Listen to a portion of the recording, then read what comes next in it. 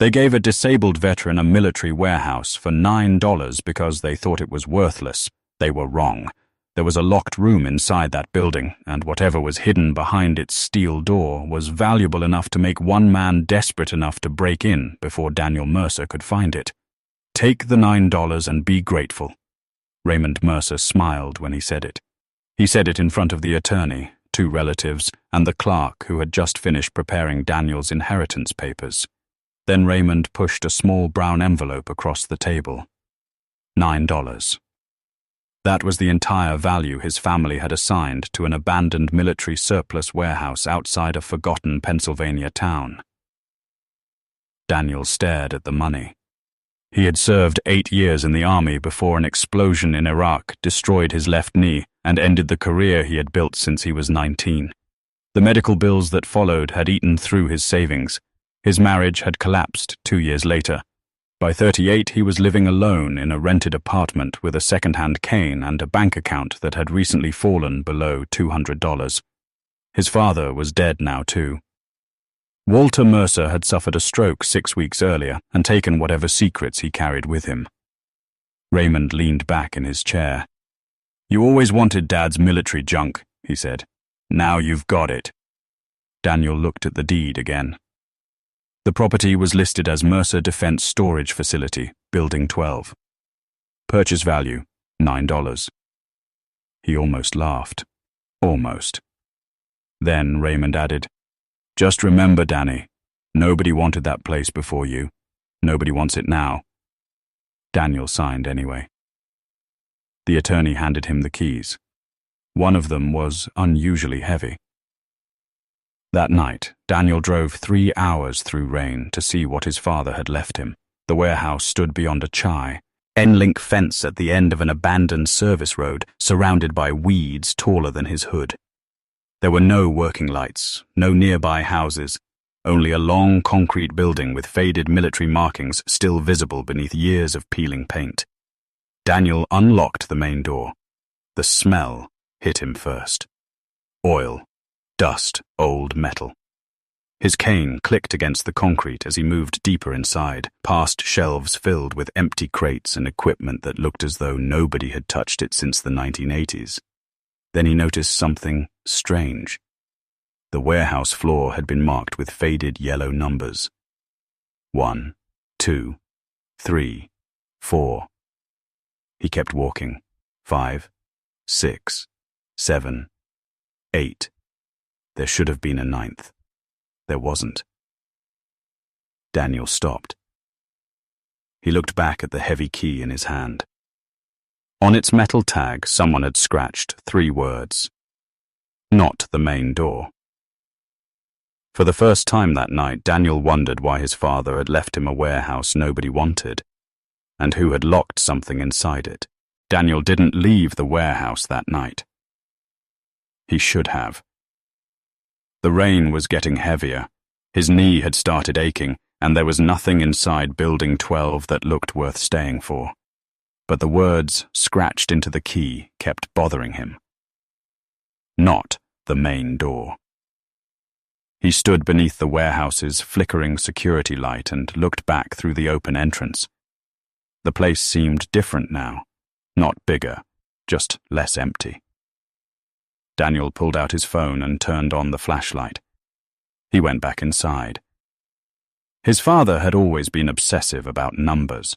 Every toolbox in his garage had a label. Every folder was dated. Even the coffee cans in his workshop had handwritten notes explaining what was inside them.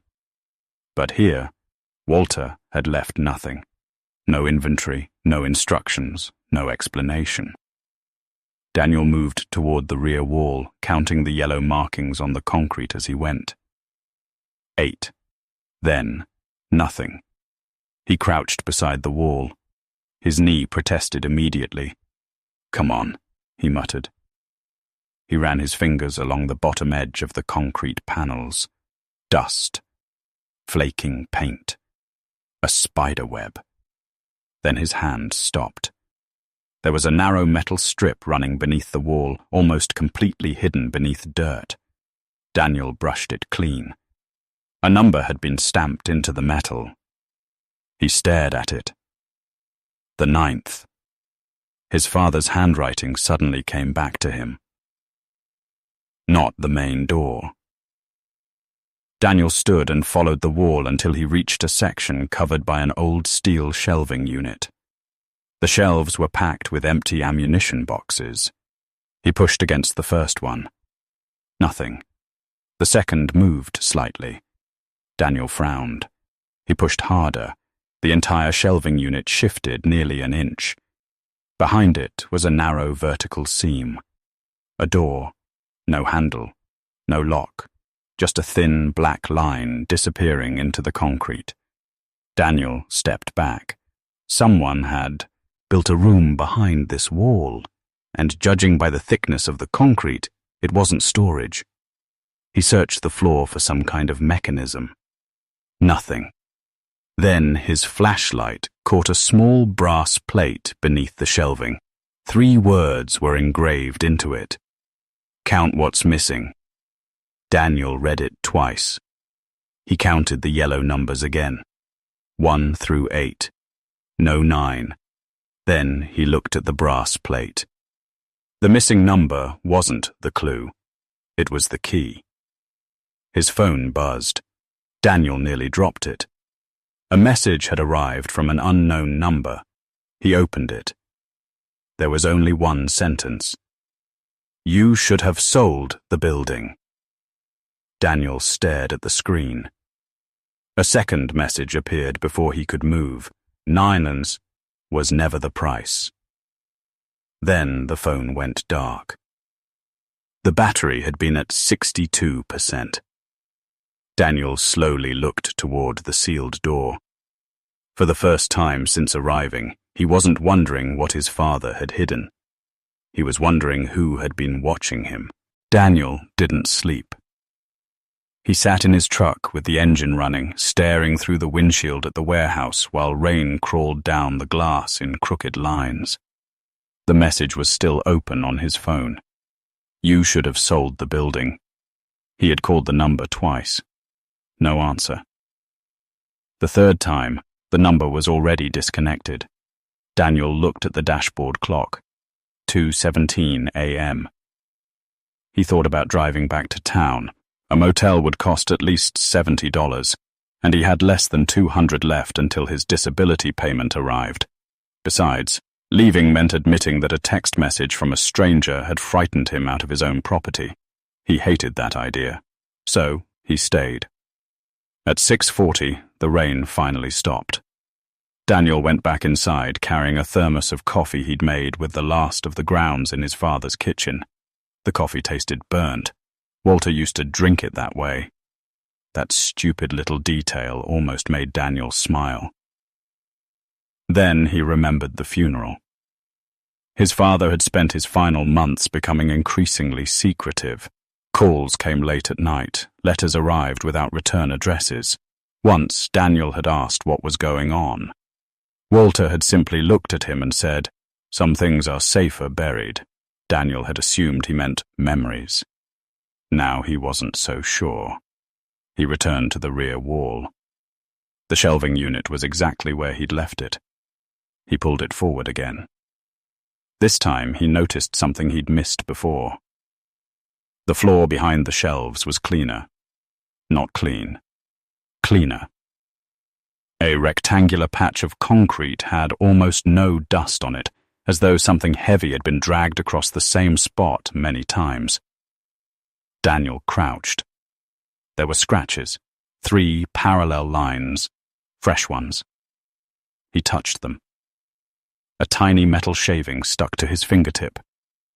Someone had opened that hidden door recently. Not years ago. Recently, Daniel stood and examined the sealed panel again. Near its bottom edge was a narrow slot, barely wide enough for a key. He reached into his jacket. The heavy key from the attorney's office was still there. For several seconds he simply held it. Then he inserted it. It fit. Daniel turned it once. Nothing happened. He turned it back. Still nothing. He was about to pull the key out when something clicked deep inside the wall. A mechanical sound. Old. Deliberate. The shelving unit moved by itself, only half an inch, but that was enough. Daniel stepped back. A thin line of darkness appeared between the concrete panels. Then came a second sound, a lock releasing somewhere behind the wall. Daniel's phone rang. Unknown number. He answered. Nobody spoke. He could hear breathing. Slow. Close. Then a man's voice finally came through. "You're Daniel Mercer." Daniel said nothing. The man continued. "Your father should have told you what Building 12 was used for." Daniel gripped the phone tighter. "What is it?" A pause. Then the stranger whispered, "It's where they hid the things they couldn't afford to lose." The call ended. Behind Daniel, the hidden door opened another inch. Daniel didn't wait for the door to open any farther. He grabbed the edge and pulled. The steel resisted at first, then gave with a grinding shriek that traveled through the warehouse. A cloud of grey dust spilled across his boots. Beyond the opening was a narrow passage. No lights, no shelves, just concrete walls running into darkness. Daniel raised his phone and stepped inside. The temperature dropped almost immediately. His injured knee complained with every step, but he kept moving. The passage was barely 4 feet wide. Old electrical cables ran along the ceiling, wrapped in cracked black insulation. Every few yards, someone had painted a number beside the wall. 10. The same number again and again. Daniel stopped at the fourth marking. Underneath it, someone had written a date. October 14th, 1978. He knew that date. His father had mentioned it once. Only once. Daniel had been 12, sitting at the kitchen table while Walter repaired a broken watch. A news report had been playing on television about missing military equipment from the late 70s. Walter had suddenly turned the television off. When Daniel asked why, his father answered, "Because some stories don't stay buried." Then he'd gone back to fixing the watch. Daniel hadn't thought about that conversation in years. Now he wished he had. The passage ended at another steel door. This one had a handle. Daniel reached for it. Before he touched it, he heard something on the other side. A faint, metallic scrape. He froze. Someone was inside. Daniel slowly stepped backward. The scrape came again. Then, silence. He considered calling the police, but what would he tell them? That he'd inherited an abandoned warehouse for $9 and found a secret military tunnel underneath it. They would probably think the pain medication was affecting his judgment. Daniel turned away from the door. That's when he saw the photograph. It had been pinned to the wall behind him. A group of military officers stood outside Building 12. The picture looked old, maybe 40 years old. Daniel moved closer. His father's face was in the photograph.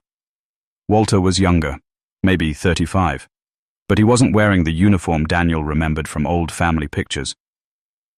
He was standing beside a row of sealed wooden crates. There were 6 men in the picture. Daniel recognized one immediately, Raymond's father. His uncle had been standing beside Walter all those years ago. Daniel stared at the photograph until his phone vibrated. Another message. This time, there was no number attached. Just a photograph. Daniel opened it. His mouth went dry. It was a picture of him standing outside the warehouse the previous night, taken from across the road. Underneath it were 5 words. "Your father wasn't the traitor." Daniel read the sentence again. Then he noticed something in the background of the photograph. A black pickup truck parked behind the trees. Someone was sitting inside. Daniel turned toward the warehouse entrance. The truck was gone, but the steel door behind him had just begun to open. The door opened slowly. Daniel stepped back until his shoulder touched the concrete wall. A thin strip of darkness appeared first. Then a man's hand came through the gap. Daniel's grip tightened around his cane. The door swung wider. An elderly man stood on the other side. He was short, broad through the shoulders, and wore a faded green work jacket with a brass name tag that had lost most of its lettering. His grey beard was trimmed close to his jaw. In one hand he held a flashlight. Neither man spoke. Then the stranger looked at Daniel's cane. "Walter's boy." It wasn't a question. Daniel stared at him. "Who are you?" The old man lowered the flashlight. "Name's Earl Dawson." Daniel recognized the name. His father had mentioned Earl several times over the years, always briefly, always with the same strange warning. "If Earl ever comes looking for you, listen first." Daniel hadn't understood it then. He understood it now. "You knew my father." Earl gave a small grunt. "Knew him longer than you've been alive." His voice was rough but not threatening. There was an odd habit to the way he spoke, too. He paused before certain words as if checking them against an old memory. "Your daddy wasn't a thief, son." Daniel glanced at the photograph. "Then why is he in here?" Earl looked toward the sealed room. "Because he was trying to keep somebody else from getting in." Daniel's eyes narrowed. "Who?" Earl didn't answer. Instead, he stepped past him and walked toward the photograph. He took it from the wall. For a moment, he studied Walter's younger face. 48 years, he murmured. "Still doesn't look right seeing him that young." Daniel reached for the picture. Earl handed it over. "Your uncle was already crooked back then." "Raymond?" "No, his father." Earl tapped the photograph with one thick finger. "Victor Mercer." Daniel looked Gain. The man standing beside Walter had the same narrow eyes Raymond had inherited. Victor died in 1996. Officially. Daniel looked at him. Earl sighed. "That's all you're getting tonight."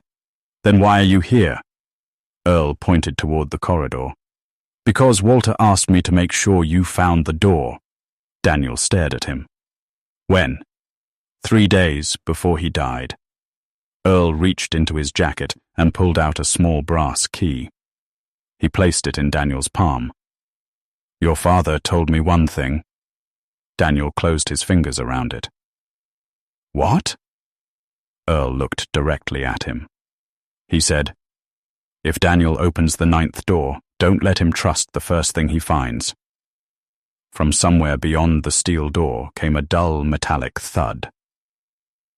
Both men turned. Earl's expression changed. "Too late," he whispered. A second thud followed. This one was louder. Something inside the hidden room had moved. The third sound never came. Instead, there was a long metallic groan from behind the steel door, followed by silence so complete that Daniel could hear the rainwater dripping from the roof outside. Earl didn't move. He was staring at the door. "You heard that before?" Daniel asked. "Not that." Earl's answer came too quickly. Daniel looked at him. The old man rubbed his thumb along the edge of the brass key. "Your father sealed this place in 1981. I helped him. You said you knew what was inside." "I said I knew why he sealed it." "That isn't the same thing." "No." Earl looked almost irritated. "That's exactly why I told you not to trust the first thing you find." Daniel pushed the brass key into the second lock. This one turned easily. The steel door opened inward. A smell rolled into the corridor. Not rot, not chemicals. Old paper. Daniel lifted his phone. The beam of light swept across a room that was far larger than it should have been. The hidden chamber extended beneath the warehouse, supported by thick concrete columns. Wooden military crates stood against the far wall, each marked with faded numbers and dates. There were dozens of them, maybe more, but the center of the room was completely empty, except for a metal table. On top sat a single black briefcase. Daniel took one step forward. Earl grabbed his shoulder. "Wait." Daniel turned. Earl pointed toward the floor. A thin wire crossed the entrance. Daniel hadn't seen it. It disappeared into the wall on one side and ran beneath the table on the other. "Tripwire," Earl muttered. Daniel stared at the briefcase. "Who put that there?" Earl's face had gone pale. "That's not Walter's work." Daniel slowly backed away. Then he noticed something else. One of the wooden crates had been opened. Its lid leaned against the wall. Inside was nothing but shredded packing material. Earl walked closer. He crouched beside the crate. His fingers hovered over a stamped number. 17. Daniel looked at him. "What does 17 mean?" Earl didn't answer. He pulled a folded paper from his jacket. The paper was old, creased down the middle and covered with his handwriting. He opened it. Daniel saw a list of numbers: 10, 18, 19, 20. Then 89. Beside every number was a date. Earl folded the paper again. "Your father spent 40 years looking for 5 missing crates." Daniel glanced around the chamber. "There are more than 5 here." "No." Earl looked toward the empty space in the middle. "There are supposed to be 5. Daniel felt the room suddenly become much colder. He looked at the open crate, then at the briefcase, then at the missing section of the floor. Where did they go? Earl didn't answer. His eyes had fixed on the far wall. Daniel followed his gaze. Someone had written a sentence there in black paint. The letters were large enough to be seen from the entrance. The first room was never the treasure. Earl whispered, "Your father knew this would happen." Then, somewhere beneath their feet, a motor started. The floor began to move. The floor dropped 3 inches. Daniel grabbed the edge of the doorway as the concrete platform beneath him shifted with a heavy mechanical clank. Dust shook loose from the ceiling. Earl swore under his breath. "Don't move!" Daniel froze. A narrow section of flooring had separated from the rest of the chamber. Beneath it was darkness. Then a second panel began sliding sideways. Daniel watched the opening widen. There was another level underneath them. Not a basement, a second bunker. Earl crouched near the edge and aimed his flashlight downward. Concrete stairs disappeared into blackness. "Your father never showed me this," he whispered. Daniel looked at him. "You said you helped build it." "The upper room." Earl swallowed. "This wasn't here." The motor stopped. Silence returned. Daniel looked at the brass key still in his hand. "What year was this building constructed?" 1976. "Then how did they build a second bunker under it without you knowing?" Earl shook his head. "They didn't." That answer bothered Daniel more than anything else. He took the first step down. Earl caught his arm. "Daniel, I need to know what's down there. You need to understand something first." Daniel waited. Earl's voice dropped. "Your father wasn't protecting those crates from thieves." "Then who?" Earl looked toward the open chamber. "People who already owned them." Daniel frowned. Earl continued. "Military surplus was supposed to be destroyed, sold, or returned, but during the late 70s, certain shipments disappeared before they reached the official records. Your father found out where some of them were going." "And Victor?" "Victor was involved." Daniel looked down the stairs. "What was stolen?" Earl didn't answer immediately. "That's the part Walter never told me." Daniel descended another step. The air below smelled different. Dry, metallic. At the bottom stood a narrow corridor with 3 doors. 2 were sealed. The third was open. Daniel shone his phone light inside. There were filing cabinets, old military maps, a desk, and on the desk a tape recorder. Beside it was a handwritten label. "Daniel, play this before you open anything." Daniel stopped breathing for a second. His father had known exactly who would eventually find this room. He walked toward the desk. Earl stayed on the stairs. You don't have to hear it tonight. Daniel picked up the recorder. A cassette was already inside. He pressed play. Static filled the room. Then Walter Mercer's voice emerged. Older, tired, but unmistakable. Daniel, if you're hearing this, they gave you the warehouse. Daniel closed his eyes. His father's voice continued. They'll tell you it's worthless. A pause. Then a sentence that made Daniel's hand tighten around the recorder. They lied about the $9. The tape clicked. Walter spoke again. And if Earl is with you, ask him why he never told you about Fort Mercer. Earl went completely still. Daniel slowly turned toward him. Fort what? Earl looked at the floor. For the first time since Daniel had met him, the old man's hands were shaking. Your father wasn't supposed to know that name. Earl didn't answer. Daniel waited. The tape recorder continued turning for several seconds after Walter's voice disappeared, producing a faint mechanical hiss that seemed much louder in the underground room. Fort Mercer, Daniel repeated. Earl finally looked up. You need to leave this place. Daniel almost laughed. 7 sections in. You're telling me to leave? I should have told you before. Before what? Before you opened the door. Daniel set the recorder on the desk. His father's voice had changed everything. Walter hadn't simply left him a warehouse. He had expected Daniel to find this room. And Earl had known. Daniel stepped closer.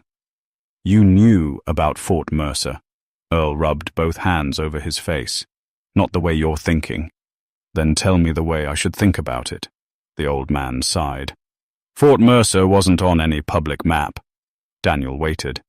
It was a temporary military storage site built in 1974. Officially, it was never there. Why? Because certain shipments needed somewhere to disappear before they were inventoried. Daniel looked at the old filing cabinets. What kind of shipments? Earl's eyes moved toward the tape recorder. Things that had value after the government stopped caring about them. That wasn't enough. Daniel opened the nearest cabinet. Folders filled the drawers. Most were marked with dates between 1976 and 1983. Some carried military department codes. Others had handwritten numbers. He pulled one out. The first page was almost completely blacked out. The second contained a shipping manifest. Daniel read the first line. Shipment 17. His eyes moved lower. Destination, Fort Mercer. Below it was a handwritten notation. Received, 14th October 1978, the same date he'd seen in the tunnel. Daniel turned the page. There was a signature, Walter Mercer. But beneath it was another name, Victor Mercer. Daniel stared at the two signatures. His father's brother had signed for the same shipment. Earl. No answer. Daniel held up the document. What happened on October 14th? Earl finally spoke. 5 crates came through. The 5 missing crates. Yes. What's inside them? Earl looked toward the 3 doors. I never saw. Daniel frowned. You helped Walter build this place. I helped Walter hide what he found. That's different. It is. Earl's voice dropped. Your father discovered the shipment records were being altered. Crates were being marked as destroyed when they were actually being sold through private collectors. Daniel looked at the manifest again. Military equipment? Earl shook his head. Not ordinary equipment. What then? Earl stared at him. Rare things. Things taken from battlefields. Prototype technology. Documents. Artifacts. Daniel felt a chill move through his hands. And someone killed for them? Earl didn't answer. He didn't need to. From the corridor above came the sound of a door slamming. Daniel looked toward the stairs. Earl reached for the flashlight. Then another sound followed. Footsteps. Someone was coming down. The footsteps stopped. Daniel stared toward the stairwell. Nothing. Then a shadow moved across the strip of light beneath the door. Earl raised one finger to his lips. Daniel reached for the cane leaning against the desk. Another step. Slow. Careful. Whoever was coming down knew the room was there. Earl switched off his flashlight. The underground corridor disappeared into darkness. Daniel could hear his own breathing. Then a man's voice came from above. "Daniel?" "Raymond." Daniel's grip tightened. His cousin appeared at the top of the stairs, holding a flashlight in one hand and a small leather folder in the other. He didn't look surprised to see them. That was the part Daniel noticed first. Raymond descended 3 steps. "Dad was right," he said quietly. "You actually opened it." Daniel stared at him. "How did you know I was here?" Raymond smiled. "You've never been good at keeping secrets." Earl stepped forward. "Go home, Raymond." Raymond's expression hardened. "You've had 40 years to stay out of Mercer business, Earl. Don't start now." Daniel looked between them. "What do you want?" Raymond held up the folder. "I want to buy the warehouse." Daniel almost laughed. "You already told everyone it was worthless." "It is." "Then why are you here?" Raymond stopped halfway down the stairs. "Because my father's debt isn't worthless." Daniel said nothing. Raymond opened the folder. Inside was a contract, a private loan agreement. The lender's name appeared at the top. Gideon Vale. Daniel didn't recognize it. Raymond continued. "I'm supposed to pay him $41,000 by Friday." Earl muttered something under his breath. Raymond heard him. "Don't." Daniel looked at the contract. "You borrowed $41,000. $38,000. Then why does it say 41? Interest?" Raymond folded the papel. "Oh. I made a mistake." Daniel looked at him. "You're asking me to sell?" "I'm offering you 60,000. That number hung in the corridor. $60,000 for a building his family had valued at 9. Daniel slowly smiled. "No." Raymond's face changed. "You don't understand what you're refusing." "I understand perfectly." Raymond stepped closer. "Your father spent his entire life protecting something that wasn't his." Daniel's smile disappeared. "What does that mean?" Raymond looked toward the filing cabinets, then toward the 3 doors. "It means you're standing on evidence that could ruin people who are still alive." Earl moved between them. Raymond backed away. "Think about the 60,000. He turned toward the stairs, then stopped. "Actually, don't think too long." He looked over his shoulder. "Friday is 3 days away." Raymond disappeared upstairs. Daniel waited until the footsteps faded. Then he looked at Earl. "Who's Gideon Vale?" Earl's face had gone rigid. "The man your father was afraid of." From inside the nearest filing cabinet came a faint ticking sound. Daniel turned. One of the drawers was slowly opening by itself. The drawer opened another inch. Daniel didn't touch it. Neither did Earl. For several seconds, both men watched the narrow gap, as though whatever was inside might decide whether to come out. Then the drawer stopped. Daniel stepped closer. A small brass plate was fixed to the front tin. He pulled it open. Inside was a single brown envelope. No file, no photograph, just an envelope sealed with dark red wax. Daniel looked at Earl. "You knew this was here?" Earl shook his head. "Never saw it." Daniel broke the seal. Inside was a handwritten inventory sheet. His father's handwriting covered the page. 5 entries, 5 missing crates. But the last line wasn't a crate number. It read, Vault 9. Access requires the Mercer key. Daniel felt the brass key in his pocket. He pulled it out. Earl stared at it. "Where'd you get that?" "The lawyer gave it to me." Earl's face tightened. "No." "What?" "Walter never gave that key to the lawyer." Daniel looked down at the key. A tiny number had been stamped into the metal. The same number painted throughout the tunnel. He turned the inventory sheet over. There was another message. If they offer you money, don't take it. If they threaten you, don't run. If they tell you your father stole from the army, ask them who signed the transfer. Daniel looked up. Victor? Earl nodded. Victor Mercer. Daniel walked to the next cabinet and began pulling folders. He worked quickly now. Shipment records, transfer forms, private collector agreements, receipts. Most were decades old, but the names kept appearing. Victor Mercer, Gideon Vale. Several military contractors. Then Daniel found something recent. The paper was dated 8 months earlier. A private appraisal. He read the first figure. $2,400,000.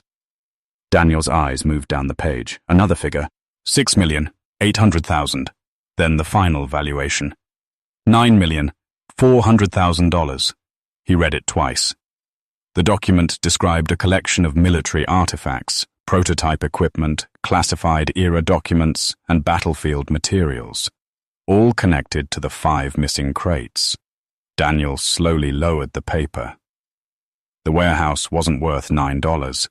It wasn't even worth $60,000. Someone had known its real value. And someone had been trying to get Daniel to sell it before he discovered why. Earl took the appraisal from his hand. His expression changed when he saw the final number. Walter found it. What? The collection. Daniel stared at him. You knew? Earl shook his head. Not all of it. A sound came from upstairs. The warehouse door slammed, then another. Earl looked toward the stairs. Raymond isn't alone. Daniel folded the appraisal and put it inside his jacket. How many? Earl listened. His face tightened. 3. Daniel reached for the brass key. Then we need to find Vault 9. Earl looked at him for a long second. You sure? Daniel glanced at the stairs. I'm already $9 in. They found the entrance to Vault 9 20 minutes later. It wasn't beneath the warehouse. It was beneath the office. Earl discovered it by accident, or at least that was what he claimed.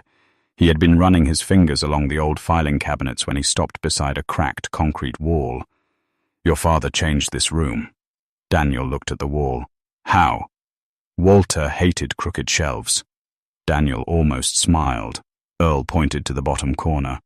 This one is 3 inches off. Daniel crouched and pushed against it. Nothing. Then he remembered the key. He inserted it into a small brass hole hidden beneath the baseboard. A click. The wall shifted. Not much. Just enough for a thin black opening to appear. Daniel pulled. A section of concrete swung inward. Behind it was a narrow metal staircase descending into darkness. Earl stared down. Vault 9! Daniel stepped onto the first stair. The metal groaned beneath his weight. Halfway down he noticed fresh footprints in the dust. 2 sets, one large, one smaller, both heading toward the bottom. Someone's already been here, he whispered. Earl didn't respond. At the bottom was a steel corridor with one door, no handle, no keypad, only a circular slot in the center. Daniel took out the brass key. It fit perfectly. He turned it. The door unlocked with a deep mechanical clunk. Before Daniel could open it, his phone rang. Raymond.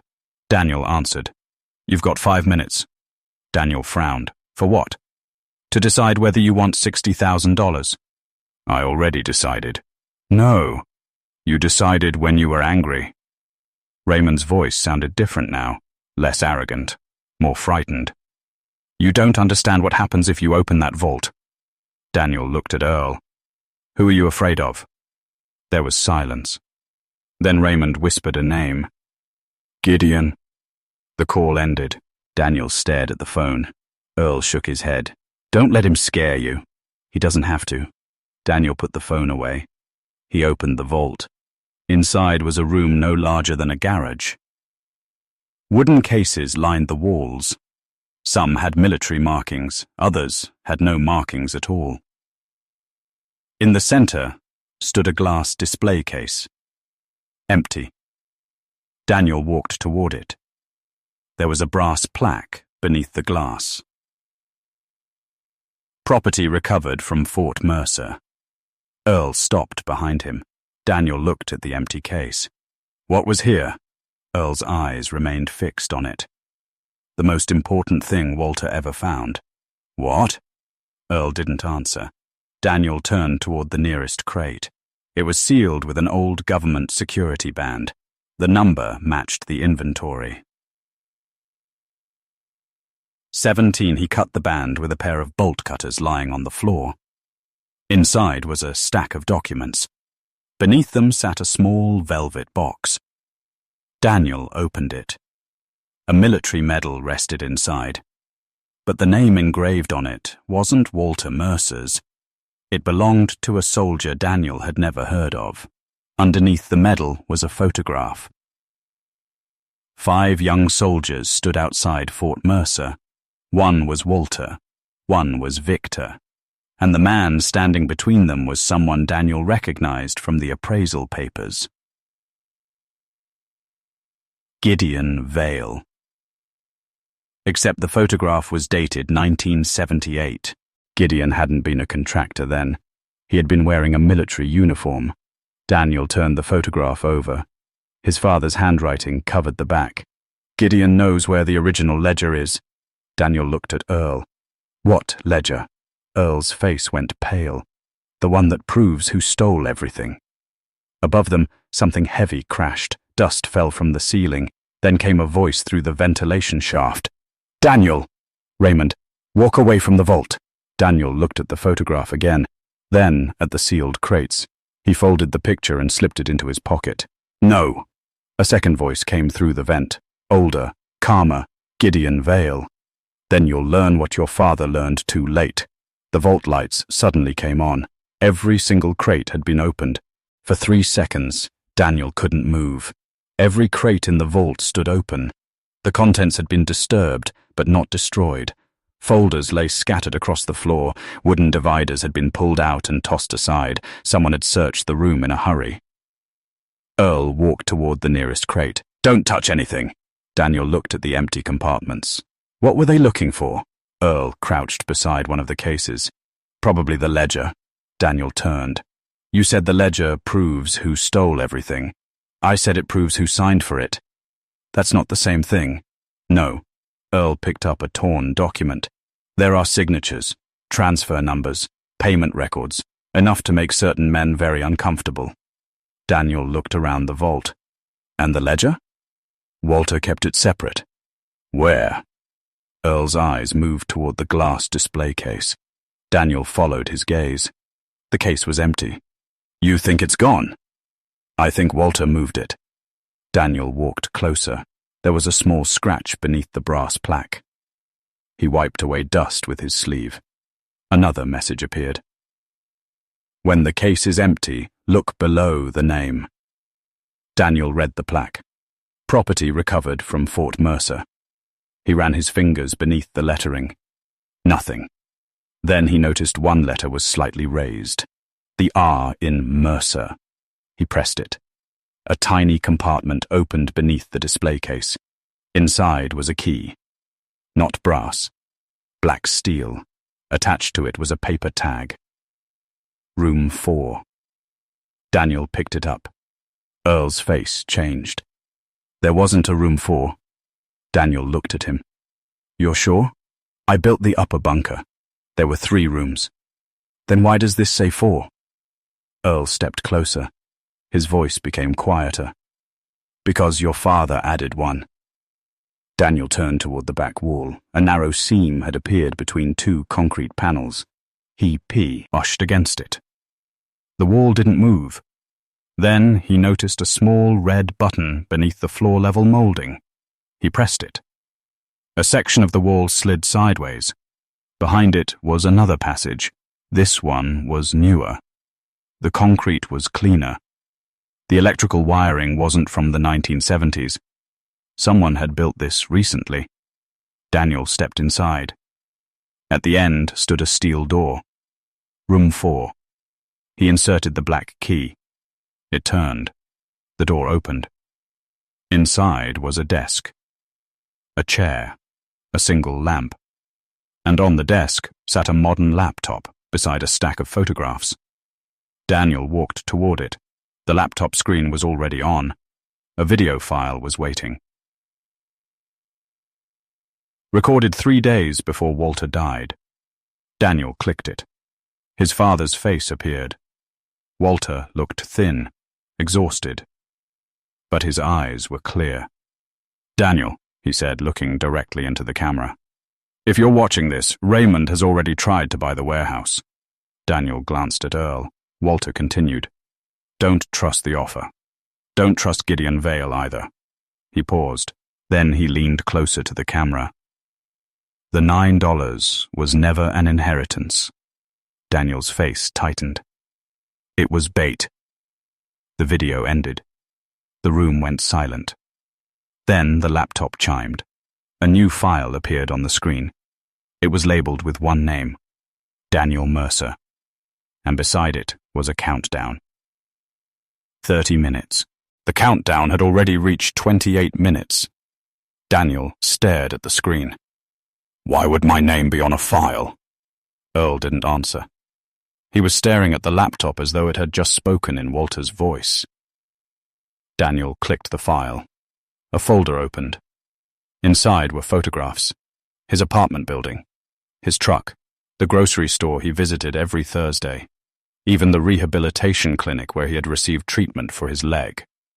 The photographs had dates. Some were less than 2 weeks old. Daniel felt the muscles in his jaw tighten. Someone had been following him.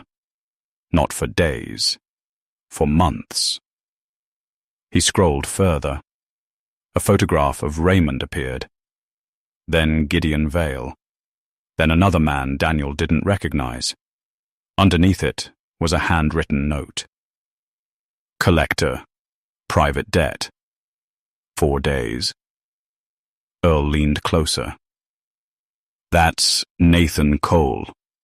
"Who?" "Man who buys military artifacts." Daniel looked at the countdown. 26 minutes. "Why is he involved?" Earl shook his head. "Because Raymond borrowed from him." Daniel remembered the contract. $38,000, 41 with interest. But there was another figure in the folder, $120,000.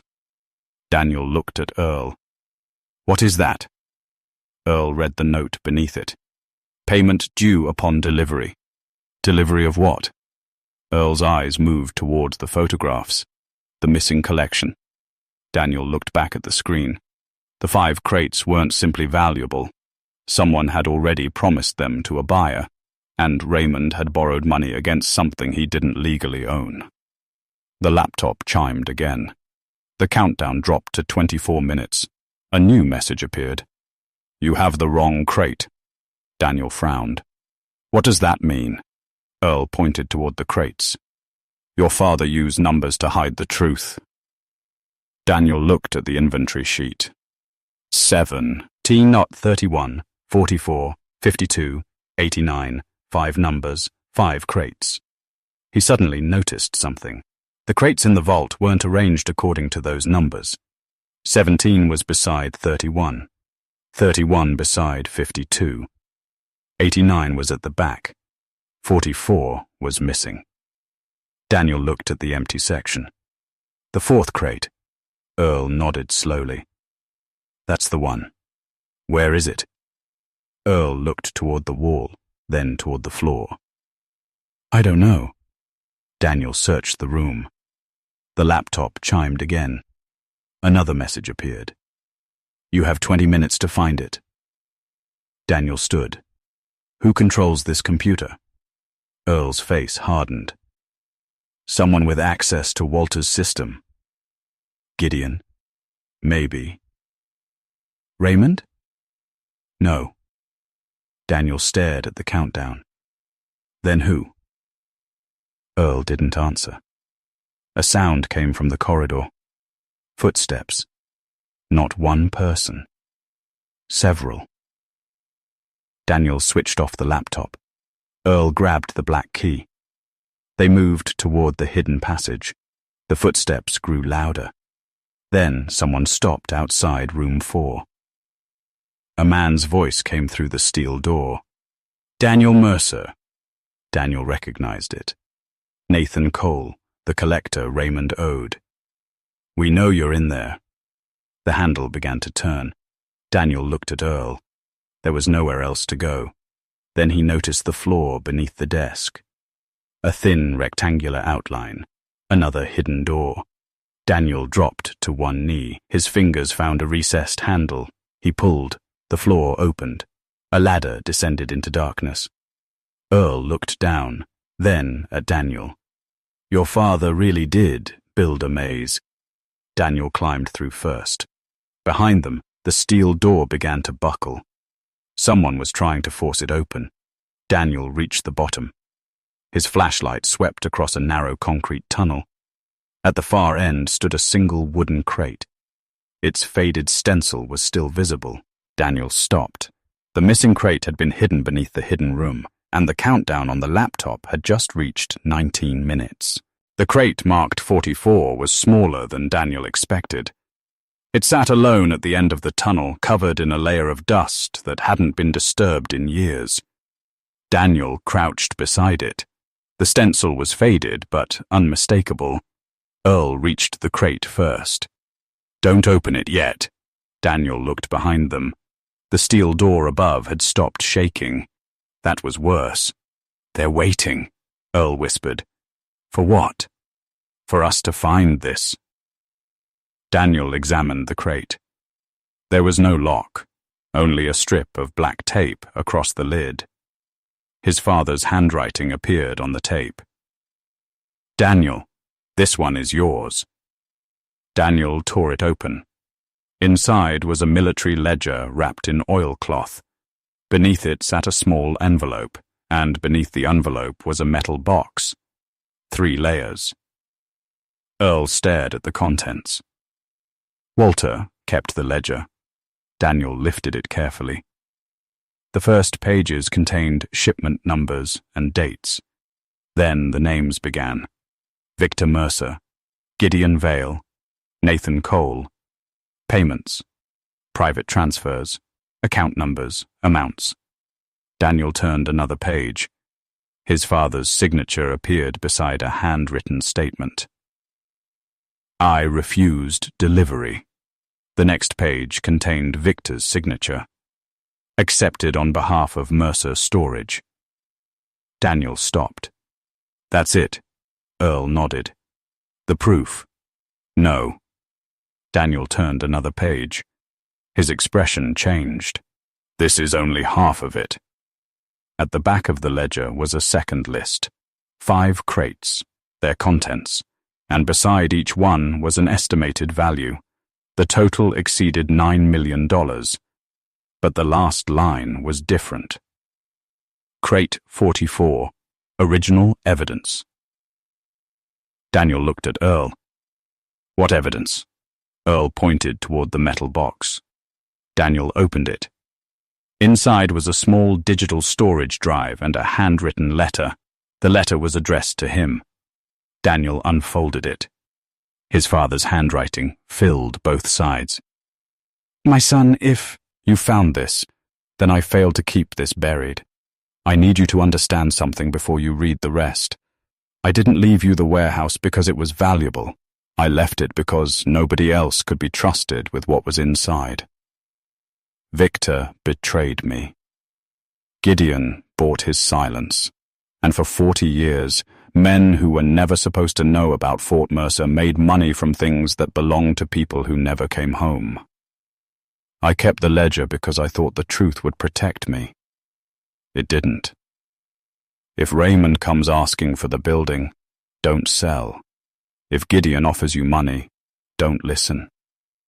And if anyone tells you I stole from the army, ask them why Victor signed every transfer. I am sorry I waited so long to tell you. You spent years believing I didn't trust you. The truth is uglier. I was afraid that trusting you would put you in danger. You're my son. That was the one thing I couldn't risk. Whatever happens after this, don't keep the warehouse for yourself. Restore it. Make it useful. Let people walk through those doors without having to wonder what their families lost. And Daniel, if you ever doubt whether you were worth leaving this to, remember this. I didn't choose the building. I chose you. Dad. Daniel lowered the letter. He couldn't speak. Earl looked away. For several seconds, neither man moved. Then the tunnel lights came on. A voice echoed from behind them. Beautiful letter. Gideon Vale stepped into the passage. He was 71 now, dressed in a dark coat, carrying no weapon. Raymond stood behind him. Nathan Cole was beside them. Gideon smiled at Daniel. Now give me the ledger. Daniel closed the metal box. No. Gideon's smile disappeared. You don't understand what that book will cost you. Daniel stood. You're right. He held up the digital drive. I think it'll cost you more. Gideon took one step forward, then stopped. Sirens sounded outside, lots of them. Earl smiled for the first time. Daniel looked toward him. You called the police? No. Earl pointed at the digital drive. Your father did. Walter had scheduled the evidence to be transmitted automatically if Daniel opened crate 44. The files were already gone. Gideon realized it at the same moment. His face collapsed. Raymond turned toward him. You said there was no backup. Gideon stared at him. I said there wouldn't be. Daniel heard the police entering the warehouse above. Then came the sound of boots rushing down the stairs. Gideon looked at Daniel one last time. You've ruined everything. Daniel folded his father's letter and placed it inside his jacket. No. He looked toward the old warehouse above them. You did that 40 years ago. 40 ah. The courtroom was nearly empty when Daniel finally heard his father's name spoken aloud. 3 months had passed since the night at Building 12. The investigation had uncovered more than anyone expected. The ledger matched the digital files Walter had preserved. Bank records connected Gideon Vale to the private sales. Victor Mercer's signatures appeared on transfer documents dating back to 1978. Raymond cooperated before the trial began. Nathan Cole did too. Gideon didn't. He sat at the defense table in a grey suit, looking smaller than Daniel remembered. The prosecutor placed the original ledger on the evidence table. Then came the photographs, the military manifests, the payment records. Finally, the recording from room 4. Walter's voice filled the courtroom. I refused delivery. Nobody moved. The prosecutor played the next section. Victor's signature appeared on the screen, then Gideon's. The defense attorney objected. The judge overruled him. Daniel sat quietly in the second row. Earl was beside him. When the judge asked Daniel to identify the handwriting on the letter, he held it carefully between both hands. My father's. Are you certain? Daniel looked down at the final line. I chose you. Yes. That was all he said. The court found Gideon guilty on multiple counts related to fraud, conspiracy, and the trafficking of stolen military property. The government also reopened the investigation into the original Fort Mercer records. Raymond lost nearly everything. The warehouse, the money he had borrowed against it, and the family reputation he had spent years protecting all disappeared within months. But the $9 deed remained in Daniel's desk. He never sold the property. He spent the first year repairing the roof. The second year was harder. He had the old military markings restored. He turned to the main building into a small public archive dedicated to veterans whose equipment, records, or personal effects had disappeared after their service. The hidden rooms remained sealed. Only one display was placed near the entrance. A simple glass case. Inside was Walter's old brass key. Beside it sat a small card. Property acquired for $9. Daniel never listed the warehouse's real value. He didn't need to. Every November, veterans from nearby towns came through the doors. Some brought photographs, some brought medals. One elderly man brought a folded letter he'd carried in his wallet for 56 years. Daniel listened to all of them. On the anniversary of Walter's death, he went downstairs alone. He carried his father's letter. The concrete room was quiet now. No hidden motors. No footsteps. No men waiting in the dark. Daniel placed the letter inside a wooden box beneath the photograph of Walter. Then he switched off the light. As he reached the stairs, his cane tapped against the first metal step. Once. Twice. Then silence. Above him, sunlight came through the warehouse windows and fell across the old concrete floor. For the first time, Building 12 looked less like a secret. It looked like a place that had finally been allowed to breathe.